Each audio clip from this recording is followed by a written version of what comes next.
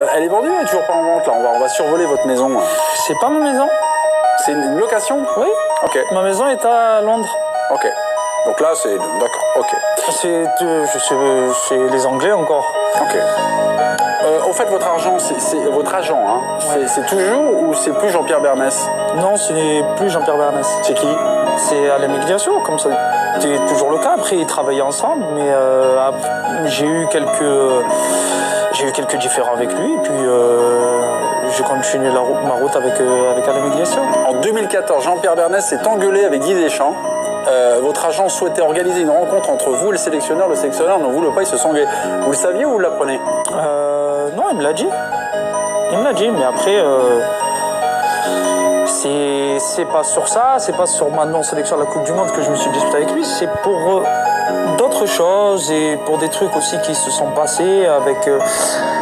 quand il y a eu le tweet sur Didier Deschamps, c'est son avocat à lui, qui est aussi l'avocat... Le tweet de votre compagne? De mon ex-compagne. De son avocat qui a fait... c'est lui qui a voulu porter plainte sur aussi une affaire avec un autre joueur. J'ai vu qu'il s'est occupé de lui alors qu'il n'avait pas tenu des propos très élogieux à son égard. Donc j'ai pas voulu, voilà. Okay. 3 ans après les faits, est-ce que vous en voulez à Didier Deschamps ou aux joueurs qui sont allés voir Loris pour vous sortir du 11 de départ? Déjà, à Deschamps? Non, déjà je sais pas. J'en veux aux joueurs déjà, ouais. Parce que j'aurais aimé que ça se fasse dans l'intimité du vestiaire ou que ces joueurs-là viennent me dire en face s'ils avaient un problème avec mon comportement. Peut-être que je l'aurais changé ou peut-être que je me serais excusé auprès du groupe. C'est dans ces choses-là que je dis que j'ai pas mal évolué. À Séville, je suis arrivé une fois en retard à l'entraînement, je me suis excusé devant le groupe. J'ai amené tout le monde au restaurant pour me faire pardonner. Donc j'aurais aimé avoir une discussion franche avec les joueurs. Après, Deschamps, bien sûr, je lui en veux. Une Coupe du Monde, ça a toujours été mon rêve de la disputer. Et il a fait des concessions avec d'autres joueurs sur l'Euro, avec des joueurs qui n'étaient pas forcément titulaires dans leur club. Ou sur les saisons de joueurs. Allez, un exemple, il prend Payet à l'Euro, qui est un très bon joueur. Mais Payet, avant l'Euro, Payet n'avait pas le rendement qu'il avait en sélection. Le même que celui qu'il avait en club. Pour se justifier à la Coupe du Monde 2014 de ma non-sélection, il a dit que j'étais pas content quand j'étais sur le banc et que mon rendement en équipe de France n'était pas le même qu'à Manchester City. Voilà. Et sur ça, je lui en veux parce que pour moi, je méritais d'y être avec mes performances sur le terrain.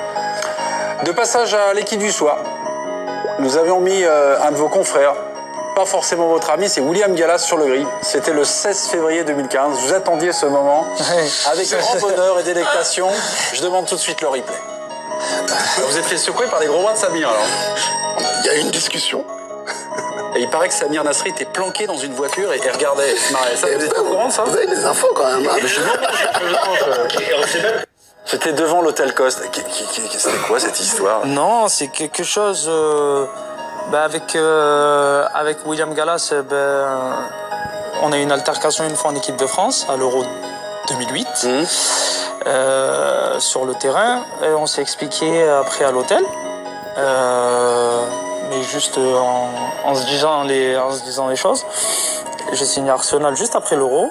On s'entend super bien et tout va bien. Après il y a un jour de rassemblement en équipe de France. Et, lors d'une promenade, il me dit faut que je te voie, Samir, voilà, écoute, n'écoute pas ce qui va sortir dans la presse, les gens vont dire que c'est toi, mais j'ai pas dit ton nom dans mon livre. Et il raconte cet incident du bus.